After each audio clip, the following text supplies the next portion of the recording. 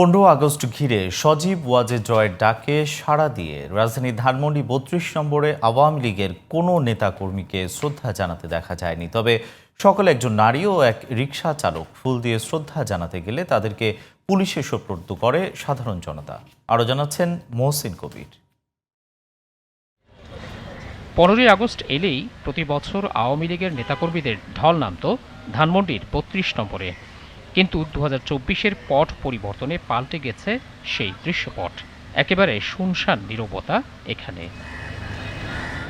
ছাত্রলীগ পুরোপুরি নিষিদ্ধ এবং আওয়ামী লীগ ও দলটির অঙ্গ সংগঠনের কর্মকাণ্ডও নিষিদ্ধ। দলীয় প্রধান শেখ হাসিনা সহ পলাতক দলটির অধিকাংশ নেতাকর্মী। ফলে গ্রেপ্তারের ভয়ে আওয়ামী লীগের কারোরই দেখা মেলে না এখানে।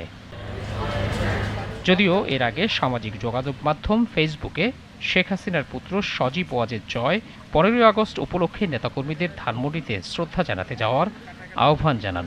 সকল বাঙালির কাছে আমার আহ্বান, সেই ঐতিহাসিক 32 নম্বর বাড়িতে গিয়ে বঙ্গবন্ধুকে স্মরণ করবেন, সেই বাড়ির সামনে ফুলের তোড়া রাখবেন এবং মোমবাতি জ্বালাবেন।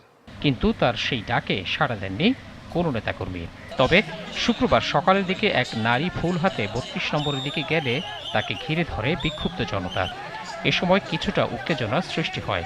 পরে পুলিশ তাকে সেখান থেকে সরিয়ে দেয়। আগে দেখতাম তারা ফুল দিত, আসতো, মিছিল করত।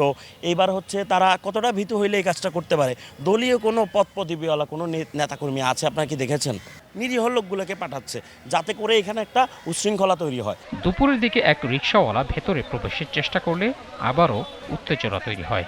পরে তাকে জিজ্ঞাসাবাদের জন্য থানায় নিয়ে যাওয়া হয়। তারা তো চেষ্টাই করবে একটু দেশটাকে অস্থিতিশীল করা, ঠিক আছে? সেই জায়গা থেকে ওরা দু একজন পাঠায় টোপ দেয়। ওরা আশেপাশে অনেক আছে, যখন দেখবে টোপ গিলে দেখবে যে না সুন্দর হচ্ছে, দেখবেন থাম করে একটা মিছিল করে চলে গিয়েছে। তা আমরা সর্বাত্মকভাবে চেষ্টা করতেছি সাধারণ জনগণ আমরা যারা আছি সবাই মিলে তাদেরকে প্রতিহত করার। এদিকে ধানমন্ডির 3-এর এতে অবস্থিত আওয়ামী লীগ সভানেত্রীর কার্যালয়টিও যথারীতি পরিত্যক্ত অবস্থায় পড়ে আছে। কার্যালয়টি ঘিরে আইন শৃঙ্খলা বাহিনীর ঢিলেঢালা নজরদারি দেখা গেছে।